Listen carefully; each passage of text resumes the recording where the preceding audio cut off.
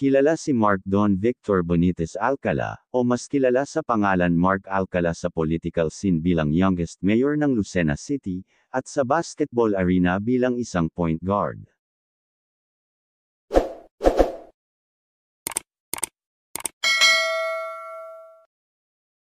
Ayon kay Mark, ang tunay na sukatan ng epekto ng isang pinuno ay hindi tinutukoy ng kanilang linya ng politika, ngunit sa kanilang mga motibo.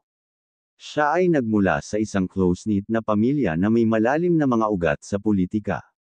Ang kanyang ama na si Roderick Dondon Alcala, na dating nagsilbi bilang alkalde ng Lucena City at ngayon ay may hawak na posisyon ng vice-alkalde. Ang ina ni Mark na si Maggie Benitez Alcala, ay naging isang suportadong haligi sa kanyang buhay. Mayroon din siyang dalawang kapatid na babae, sina Don Marie Victor Alcala Guyet at Graciel Don Victor Alcala. Si Mark ay isang certified Green Archer sa pamamagitan ng pagdalo sa La Salle Green Hills, College of St. Benilde, at De La Salle University sa kanyang whole academic life. Nakuha niya ang BS Business Management ng BS mula sa De La Salle University. Bago mag-pro sa kanyang mga kasanayan sa basketball, unang pinarangalan ni Mark ang kanyang pagnanasa sa esport bilang isang varsity player sa ilalim ng banner ng Green Archers. Ang kanyang paglalakbay sa atleta ay nagpatuloy sa propesyonal sa Quezon Huskers, isang koponan na nakikipagkumpetensya sa Maharlika Pilipinas Basketball League bilang isang miyembro ng League South Division. Palagi siyang naglalaro bilang isang point guard, buong kapurihan na nakasuot ng jersey 10 mula pa noon. Pumasok si Mark sa limelight sa politika sa edad na 26, na humalili sa kanyang ama na si Roderick noong May 2022. Bago kumuha ng helm bilang alkalde, nagsilbi si Mark bilang youth ambassador for the local Youth Development Council, at bilang isang executive assistant para sa support services sa ilalim ng City Mayor's Office. Ang kanyang maagang mga kontribusyon ay nakakuha sa kanya ng pagkilala mula sa Department of Education Lucena City, para sa kanyang huwarang suporta at kapuri-puri na serbisyo, pati na rin ang mga accolade mula sa Lucena GPTA Federation para sa kanyang commitment sa pagsulong sa edukasyon. Ang pag-akyat ni Mark sa papel ng mayor ay minarkahan ng isang bagong kabanata para sa lungsod, isa na nagdala ng parehong excitement at pagsisiyasat.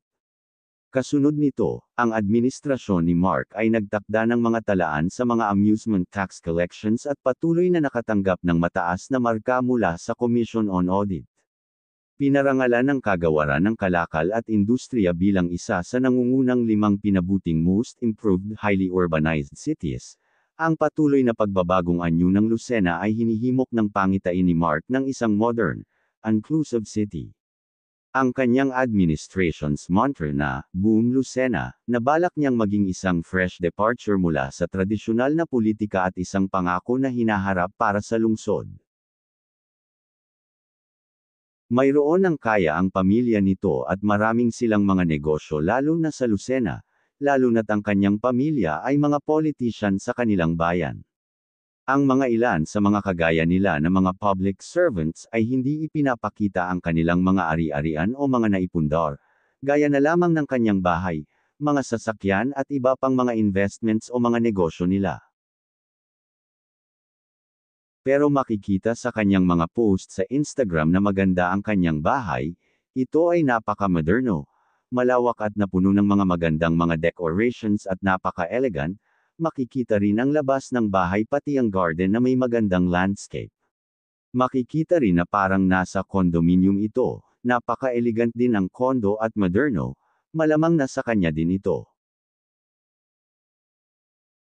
Walang mga pampublikong talaan na nagdedetalye sa net worth ni Mark, ngunit iminumungkahi ng ebidensya na nagmula siya sa isang pamilya na may malalim na mga ugat sa politika. Nakakuha rin siya ng kayamanan sa pamamagitan ng kanyang matagumpay na propesyonal na karera bilang politician sa kanilang bayan. Sa Pilipinas, ang politika at show business ay madalas na magkakaugnay. Ang isang bilang ng mga personalidad ng showbiz ay madalas na nagtatapos sa politika, at maraming mga politiko ang makikita sa mga palabas sa entertainment at sa pinakamalaking mga network ng TV sa bansa.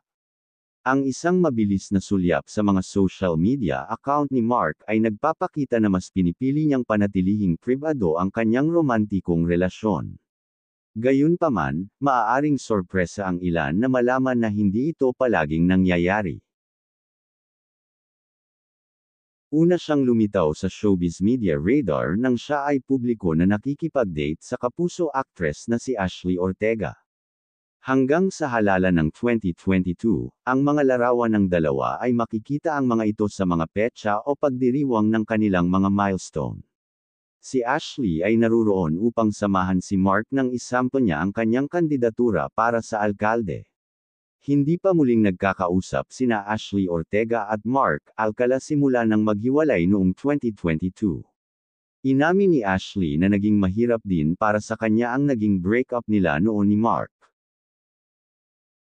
Matapos si Ashley, si Mark ay nasangkot sa isang rumored romance kasama ang volleyball star na si Mika Reyes, na naglaro para sa high-speed hitters ng PLDT sa Premier Volleyball League.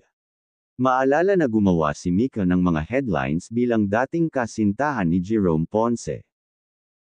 Sa mga araw na ito ang lahat ng mga mata ay nasa kay Mark, na, ayon sa isang mapagkukunan ng mga file sa internet, ay kasalukuyang na-link kay Catherine Bernardo. Muling nakitang magkasama ang actress na si Catherine at si Lucena Mayor Mark Alcala. Ayon sa mga fans na maraming mga nakakita sa dalawa na magkasama habang nasa Bonifacio Global City.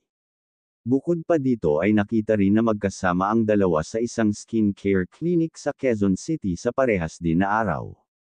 Bago lang ay nakita din ang dalawa sa NAIA Airport, at iba pang mga sighting ng dalawa. Ang mga alingaw-ngaw na nag-uugnay kay Kath at Mark ay lumitaw ng mas maaga sa taong ito matapos silang makita sa isang airport, ang dating chismis at haka-haka na pareho silang naglakbay sa Australia. Habang walang kumpirmasyon sa kanila na naglakbay ng magkasama, ang mga larawan ng dalawa sa paliparan ay malawak na kumalat sa social media. Nabanggit ng mga netizens ang iba pang mga coincidences, tulad ng kapatid ni Mark na nabanggit sa mga post ng Instagram ng kaibigan ni Kath mula sa Australia, at ang pendant necklace ng kapatid ni Mark na katulad ng isang isinusuot ni Mark, na pinasisigla ang mga chismi sa pakikipag-date. Simula noon, hindi rin nakumpirma o hindi tinanggihan ang kanilang relasyon. Noon pang December nang maging matunog ang usapan na may relasyon ang dalawa dahil sa lagi silang nakikita na magkasama ng kanilang mga fans. Hindi pa naglabas si Kath o Mark ng isang opisyal na pahayag tungkol sa katayuan ng kanilang relasyon. Hanggang ngayon October 2025, ay hindi pa nagsasalita ang dalawa tungkol sa kanilang relasyon.